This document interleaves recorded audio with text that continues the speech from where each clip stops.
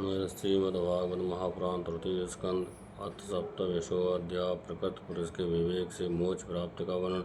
श्री भगवान कहते हैं, माता जी, इस तरह जल में प्रतिबिंबित सूर्य के साथ जल की शीतलता, चंचलता आदि गुणों का संबंध नहीं होता, उसी प्रकार प्रकृति के कार्य शरीर में स्थित रहने पर भी आत्मा वास्तव में उसके सुख दुखाद धर्मों से लिप्त नहीं होता, क्योंकि वह स्वभाव से निर्विकार, अकर्ता और निर्गुण है। किंतु जब वही प्राकृतिक गुणों से अपना संबंध स्थापित कर लेता है, तब अहंकार से मोहित होकर मैं करता हूँ ऐसा मान लेता है। उस महाअभिमान के कारण वह देह के संसर्ग से किए हुए पूर्ण पापरूप कर्मों के दोष से अपनी स्वाधीनता और शांत को बैठता है तथा उत्तम, मध्यम और नीच योनि में उत्पन्न होकर संसार चक्र में घूमता रहता है। जिस प्रकार स्वप्न में भय शोक आदि का कोई कारण न होने पर भी स्वप्न के पदार्थों में आस्था हो जाने के कारण दुख उठाना पड़ता है और उसी प्रकार भय शोक अहम मम एवं जन्म मरणादिरूप संसार की कोई सत्ता न होने पर भी अविद्यावश विषयों का चिंतन करते रहने से जीव का संसार चक्र कभी निवृत्त नहीं होता। इसलिए बुद्धिमान मनुष्य को उचित है कि आसन्न मार्ग विषय चिंतन में फंसे हुए चित्त को तीव्र भक्ति योग और वैराग्य द्वारा धीरे धीरे अपने वश में लावे। यमादि योग साधना के द्वारा श्रद्धापूर्वक अभ्यास चित्त को बार एकाग्र करते हुए मुझे सच्चा भाव रखने, मेरी कथा श्रवण करने, समस्त प्राणियों में संभाव रखने, किसी से बैर न करने, आसक्ति के त्याग, ब्रह्मचर्य, मौन व्रत और बलिष्ठ अर्थात भगवानों को समर्पित किए हुए स्वधर्म से जिसे ऐसी स्थिति प्राप्त हो गई है कि प्रारब्ध के अनुसार जो कुछ मिल जाता है उसी में संतुष्ट रहता है, परिमित भोजन करता है, सदा एकांत में रहता है, शांत स्वभाव है, सबका मित्र है, दयालु और धैर्यवान है। प्रकृति और पुरुष के वास्तविक स्वरूप के अनुभव से प्राप्त हुए तत्व ज्ञान के कारण स्त्री पुत्र आदि संबंधियों के सहित इस देह में मेरेपन का मिथ्या अभिनिवेश नहीं करता, बुद्धि की जागृतादि अवस्थाओं से भी अलग हो गया है तथा परमात्मा के सिवा और कोई वस्तु नहीं देखता। वह आत्मदर्शी मुनि नेत्रों से सूर्य को देखने की भांति अपने शुद्ध अंतःकरण द्वारा परमात्मा का साक्षात्कार कर उस अद्वितीय ब्रह्म पद को प्राप्त हो जाता है, जो देहादि संपूर्ण उपाधियों से पृथक, अहंकार मिथ्या वस्तुओं से सत्यरूप, मिथ्या वस्तुओं से शत्रुरूप से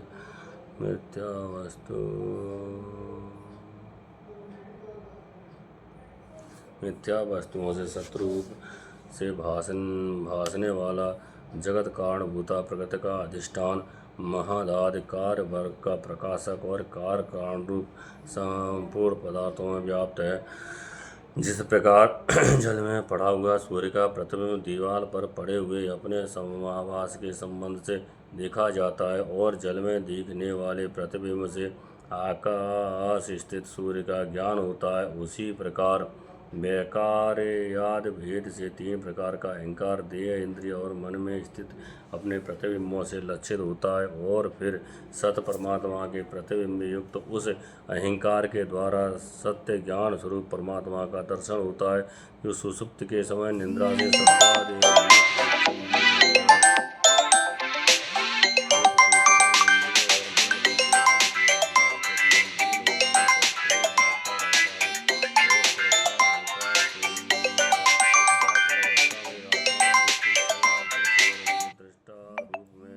से स्पष्टतया अनुभव में आता है। किंतु सुषुप्ति के समय अपने उपाधिभूत अहंकार का नाश होने से वह ब्रह्मवश अपने को ही नष्ट हुआ मान लेता है, और जिस प्रकार धन का नाश हो जाने पर मनुष्य अपने को ही नष्ट हुआ मानकर अत्यंत व्याकुल हो जाता है, उसी प्रकार वह भी अत्यंत विवश होकर नष्टवत हो जाता है। माता जी, इन सब बातों का मनन करके विवेकी पुरुष अपने आत्मा का अनुभव कर लेता है, जो अहंकार के सहित संपूर्ण तत्वों का अधिष्ठान और प्रकाशक है। देवहूति ने पूछा, प्रभु, पुरुष और प्रकृति दोनों ही नित्य और एक दूसरे के आश्रय से रहने वाले हैं, इसलिए प्रकृति तो पुरुष को कभी छोड़ नहीं सकती। ब्रह्मन जिस प्रकार गंध और पृथ्वी तथा रस और जल की पृथक पृथक स्थित नहीं हो सकती, उसी प्रकार पुरुष और प्रकृति भी एक दूसरे को छोड़ कर नहीं रह सकते। अतः इनके आश्रय से आकारता पुरुष को ये कर्म बंधन प्राप्त हुआ है। उन प्रकृति के गुणों के रहित हुए उसे केवल पद कैसे प्राप्त होगा? यदि तत्व का विचार करने से कभी ये संसार बंधन का तीव्र भय निवृत्त हो भी जाए तो भी उसके निमित्त भूत प्रकृति गुणों का अभाव न होने से वह भय फिर उपस्थित हो सकता है। श्री भगवान ने कहा, माताजी, जिस प्रकार अग्नि का उत्पत्ति स्थान अरण अपने से ही अथवा उत्पन्न अग्नि से जलकर भस्म हो जाती है, उसी प्रकार निष्काम भाव से किए हुए स्वधर्म पालन द्वारा अंतःकरण शुद्ध होने से बहुत समय तक भगवत कथा श्रवण द्वारा पुष्ट हुई मेरी तीव्र भक्ति से तत्व साक्षात्कार कराने वाले ज्ञान से प्रबल वैराग्य से व्रत नियमादि के सहित किए हुए ध्यान अभ्यास और चित्त की प्रगाढ़ एकाग्रता से पुरुष की प्रकृति अविद्या दिन रात क्षीण होती हुई धीरे धीरे लीन हो जाती है, फिर नित्य प्रति दोष दिखने से भोग कर त्यागी हुई वह प्रकृति अपने स्वरूप में स्थित और स्वतंत्र बंधन मुक्त हुए उस पुरुष का कुछ भी नहीं बिगाड़ सकती। जैसे सोए हुए पुरुष को स्वप्न में कितने ही अनर्थों का अनुभव करना पड़ता है, किंतु जग पड़ने पर उसे उन स्वप्न के अनुभवों से किसी प्रकार का मोह नहीं होता। उसी प्रकार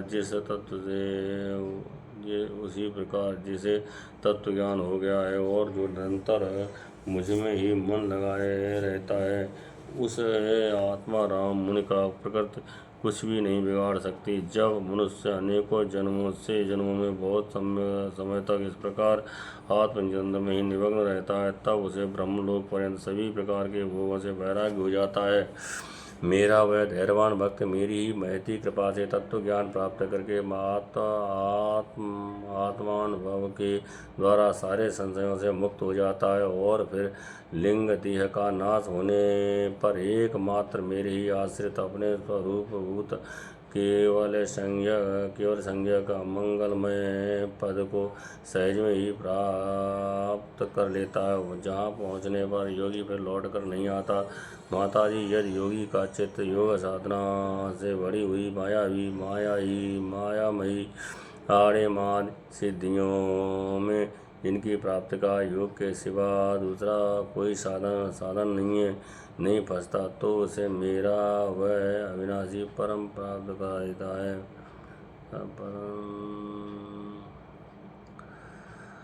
अविनाशी परम पद प्राप्त होता है, जहाँ मृत्यु की कुछ भी दाल नहीं गलती। इत श्रीमद्भागवते महापुराणे परमहंसायां संहितायां तृतीय स्कंदे कमलाख्याने कपिलोपाख्याने सप्तविंशोऽध्यायः।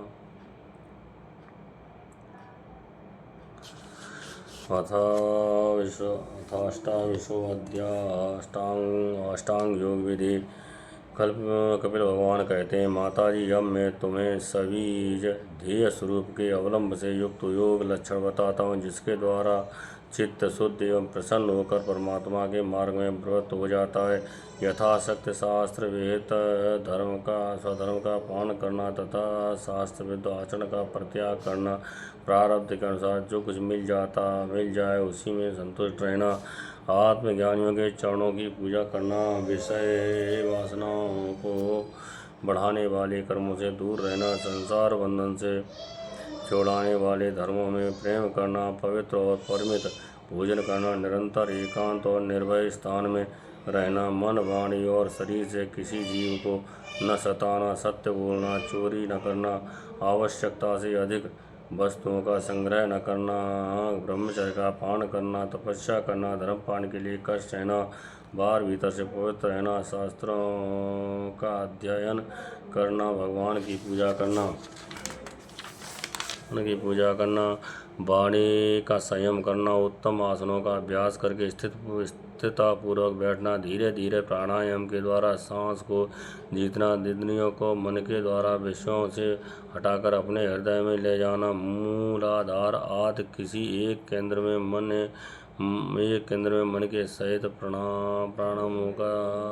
प्राणायामों को स्थिर करना, निरंतर भगवान की लीलाओं का चिंतन और चित्त को समाहित करना, इनसे तथा व्रत दाना दूसरे साधनों से भी सावधानी के साथ प्राणों को जीत कर बुद्धि के द्वारा अपनी कुमारगामी दुष्ट चित्त को धीरे धीरे एकाग्र करें, परमात्मा के ध्यान में लगाएं। पहले आसन को जीतें, फिर प्राणायाम के अभ्यास के लिए पवित्र देश में कृष कुश मृग चर्म आदि से युक्त आसन बिछावे, उस पर शरीर को सीधा और स्थिर रखते हुए सुखपूर्वक बैठकर अभ्यास करें। आरंभ में बाएं नासिका से पूरक, कुंभक और रेचक करें, फिर इसके विपरीत दाहिने नासिका से प्राणायाम करें। प्राण के मार्ग का शोधन करें, जिससे चित्त स्थिर और निश्चल हो जाए। जिस प्रकार वायु और अग्नि से तपाया हुआ सोना अपने मल को त्याग देता है, उसी प्रकार जो योगी प्राणवायु को जीत लेता है, उसका मन बहुत शीघ्र शुद्ध हो जाता है। अतः योगी को उचित है कि प्राणायाम से वात पित्त जनित दोषों को, धारणा से, पापों को, प्रत्याहार से, विषय के संबंधों को और ध्यान से भगवत मुख करने वाले राग द्वेष दुर्गुणों को दूर करे। जब योग का अभ्यास करते करते चित्त निर्मल और एकाग्र हो जाए तब नासिका के अग्रभाग में दृष्टि जमा कर इस प्रकार भगवान की मूर्ति का ध्यान करना। भगवान का मुख कमल आनंद से प्रफुल्ल है, नेत्र कमल कोश के समान रत्नारे हैं, शरीर नील कमल दल के समान श्याम है, हाथों में शंख चक्र और गदा धारण किए हैं, कमल की केसर के समान पीला रेशमी वस्त्र लहरा रहा है, वक्ष स्थल से श्रीवत्स चिन्ह है और गले में कौस्तुभ मणि झिलमिला रही है।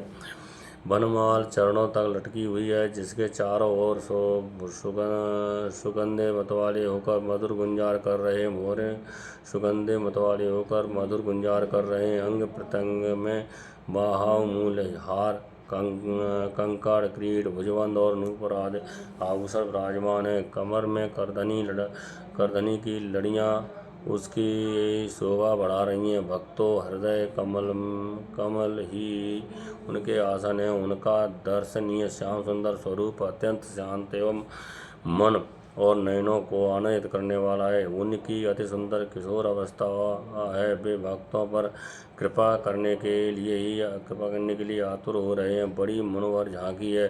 भगवान सदा संपूर्ण लोकों से बंधित हैं।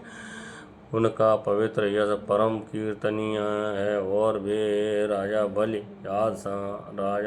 आदि पर यशस्वियों के भी यश को बढ़ाने वाले हैं। इस प्रकार श्री नारायण देव का संपूर्ण अंगों के सहित तब तक ध्यान करें जब तक चित्त वहाँ से हटे न। भगवान की लीलाएं बड़ी दर्शनीय हैं। अतः अपनी रुचि के अनुसार खड़े हुए, चलते हुए, बैठे हुए, पोड़े हुए अथवा अंतर्यामी रूप में स्थित हुए उनके स्वरूप का विशुद्ध भाव युक्त चित्त से चिंतन करे। इस प्रकार योगी जब ये अच्छी तरह देख ले कि भगवत ग्रह में चित्त की स्थिति हो गई है, तब वह उनके समस्त अंगों में लगे हुए चित्त को विशेष रूप से एक अंग में लगावे। भगवान के चरण कमलों का ध्यान करना चाहिए। वे वज्र, अंकुश, ध्वजा और कमल के मंगलमय चिन्हों से युक्त हैं तथा उस अपने उभरे हुए लाल शोभा में नख चंद्रमंडली की चंद्रिका से ध्यान करने वालों के हृदय के अज्ञान रूप घोर अंधकार को दूर कर देते हैं। इन्हीं की धोवन से नदियों में श्रेष्ठ श्री गंगा जी प्रकट हुई थी। उनके पवित्र जल को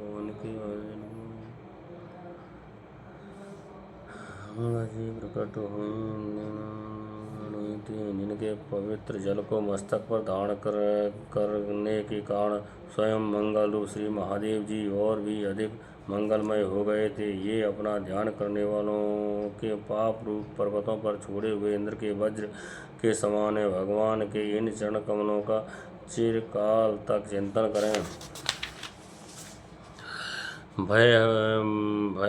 भयहारी अजन्मा श्री हरि की दोनों पिंडलियों एवं घुटनों का ध्यान करें, जिनको विश्व विधाता ब्रह्मा जी की माता सूर्यवंदिता कमल लोचना लक्ष्मी जी अपनी जांघों पर रखकर अपने कांतिमान कर किसलयों की कांति से लाड़ लड़ाती रहती हैं।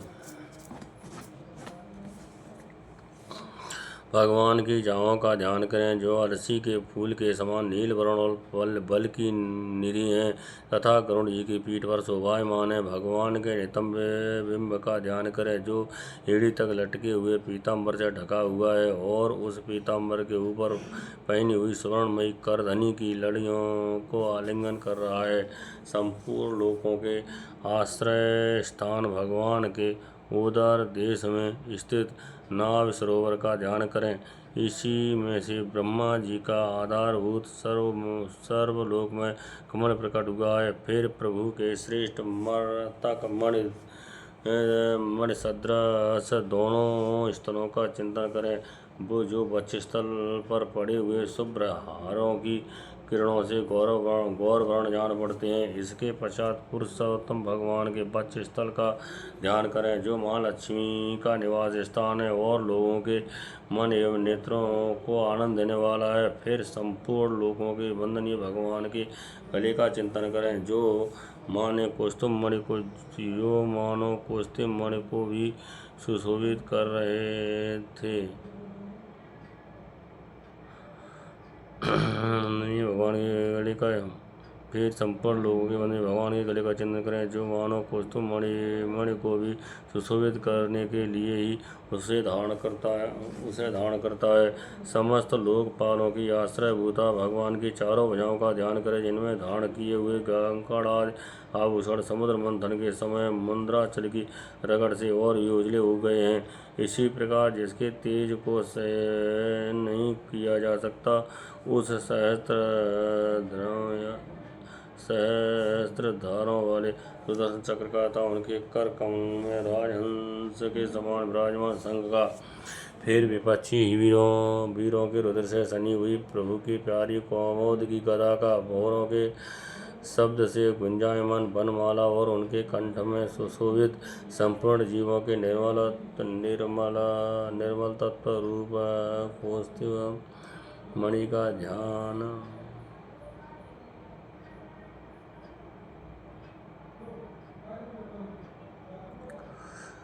भक्तों पर कृपा करने के लिए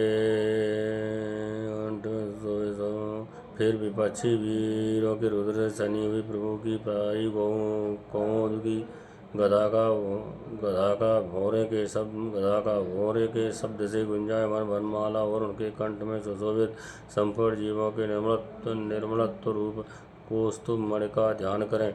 भक्तों पर कृपा करने के लिए ही यहाँ साकार रूप धारण करने वाले श्री हरि के मुख कमल का ध्यान करें, जो सुगढ़ नासिका से सुशोभित हैं और झिलमिलाते हुए मकराकृत कुंडलों के हिलने से अतिशय प्रकाशमान स्वच्छ कपोलों के कारण बड़ा ही मनोहर जान पड़ता है।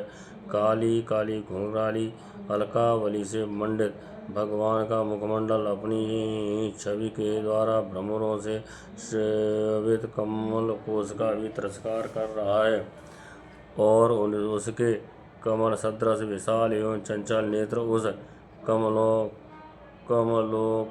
कोश पर उछलते हुए मछलियों के जोड़े की शोभा को मात कर रहे हैं। उन्नत भ्रूलताओं से सुशोभित भगवान के ऐसे मनोहर मुखारविंद की मन में धारणा करके आलस्य रहित हो उसी का ध्यान करें। हृदय गुहा में चिरकाल तक भक्ति भाव से भगवान के नेत्रों की चितवन का ध्यान करना चाहिए, जो कृपा से और प्रेम भरी मुस्कान से क्षण क्षण अधिकाधिक बढ़ती रहती है, विपुल प्रसाद की वर्षा करती रहती है और भक्तजनों के अत्यंत घोर तीनों तापों को शांत करने के लिए ही प्रकट हुई है।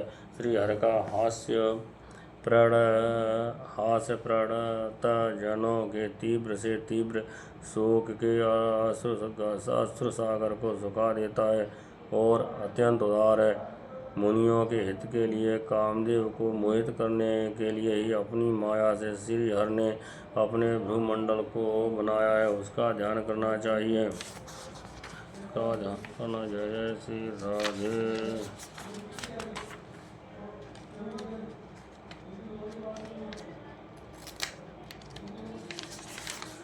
करना चाहिए। अत्यंत प्रेमाद्र भाव से अपने हृदय में विराजमान श्री हरि के खिलाकर हंसने का ध्यान करना चाहिए, जो वस्तुतः ध्यान के ही योग्य है तथा जिसमें ऊपर और नीचे के दोनों होठों की अत्यधिक अरूण कांति के कारण उनके कुंद कली के समान शुभ्र छोटे छोटे दांतों पर लालिमा सी प्रतीत होने लगी है। इस प्रकार ध्यान में तन्मय होकर उनके सिवा किसी अन्य पदार्थ को देखने की इच्छा न हो। इस प्रकार ध्यान के अभ्यास से साधक का श्री हरि में प्रेम हो जाता है, उसका हृदय भक्ति से द्रवित हो जाता है, शरीर में आनंदातिरेक के कारण रोमांच होने लगता है। उत्कंठा जनित प्रेमाश्रुओं की धारा में वह बारंबार अपने शरीर को नहलाता है और फिर मछली पकड़ने के कांटे के समान श्री हरि को अपनी ओर आकर्षित करने के साधन रूप अपने चित्त को भी धीरे धीरे देह वस्तु से हटा लेता है और जैसे तेल आदि के चुके हुए धीरे धीरे वस्तु से हटा लेता है और जैसे तेल आदि के चुक जाने पर दीप शिखा अपनी कारण रूप तेज से तत्व में लीन हो जाती है, वैसे ही आश्रय विषय और राग से रहित होकर मन शांत ब्रह्माकार हो जाता है। इस अवस्था के प्राप्त होने पर जीव गुण प्रवाह रूप देहाद उपाधि के निवृत्त हो जाने के कारण ध्याता ध्येय आदि विभाग से रहित एक अखंड परमात्मा को ही सर्वत्र अनुगत देखता है। योगाभ्यास से प्राप्त हुई चित्त की इस अविद्या रहित लय रूप नृत्य से अपनी सुख दुख रहित ब्रह्म रूप महिमा में स्थित होकर परमात्मा तत्व का साक्षात्कार कर लेने पर वह योगी जिस दुख सुख के भोक्तत्व को पहले अज्ञानवश अपने स्वरूप में देखता था, उसे अब अविद्याकृत अहंकार में ही देखता है। जिस प्रकार मदिरा के मद से मतवाले पुरुष को अपनी कमर पर लपेटे हुए वस्त्र के रहने या गिरने की कुछ भी सुध नहीं रहती, उसी प्रकार चरमावस्था को प्राप्त हुए सिद्ध पुरुष को भी अपनी देह के बैठने उठने अथवा देववश कहीं जाने या लौट आने के विषय में कुछ भी ज्ञान नहीं रहता, क्योंकि वह अपने परमानंदमय स्वरूप में स्थित है।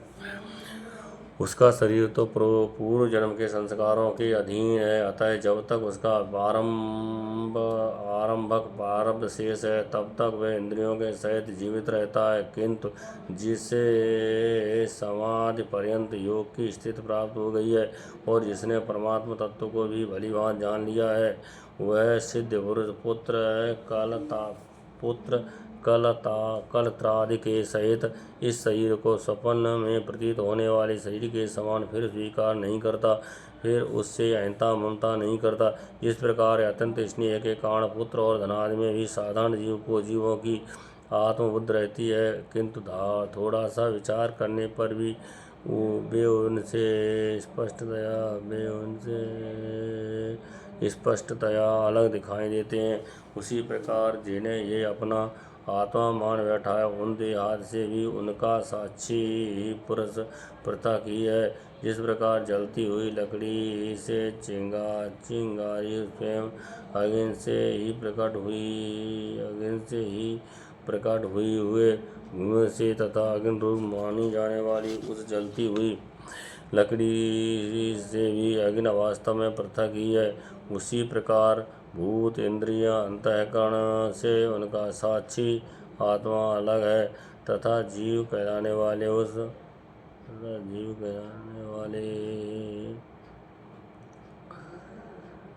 लकड़ी से भी अग्नि वास्तव में पृथक ही है। उसी प्रकार भूत इंद्रिय अंतःकरण से उनका साक्षी आत्मा अलग है तथा जीव कहलाने वाले उस आत्मा से भी ब्रह्म भिन्न है और प्रकृति से उसके संचालक पुरुषोत्तम भिन्न है। जिस प्रकार देह दृष्टि से जरायुज, अंडज, स्वेदज और उदयुज चारों प्रकार के प्राणी पंचभूत मात्र हैं, उसी प्रकार संपूर्ण जीवों में आत्मा को और आत्मा में संपूर्ण जीवों को अनन्याभास से अनुगत देखें।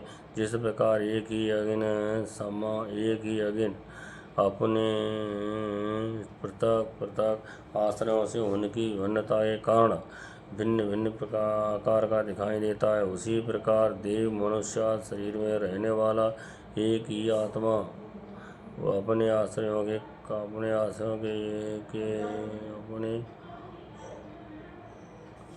भिन्नता के कारण भिन्न भिन्न आकार का दिखाई देता है। उसी प्रकार जिस प्रकार एक ही अग्नि अपने पृथक पृथक आश्रयों में उनकी भिन्नता के कारण भिन्न भिन्न आकार का दिखाई देता है, उसी प्रकार देव मनुष्य शरीर में रहने वाला एक ही आत्मा अपने आश्रयों के गुण भेद के कारण भिन्न भिन्न प्रकार का भासता है। अतः भगवान का भक्त जीव के स्वरूप को छिपा देने वाली कार्य कारण रूप से परिणाम को प्राप्त हुई भगवान की इस अचिंत्य शक्तिमयी माया को भगवान की कृपा से ही जीत कर अपने वास्तविक स्वरूप ब्रह्म रूप में स्थित होता है।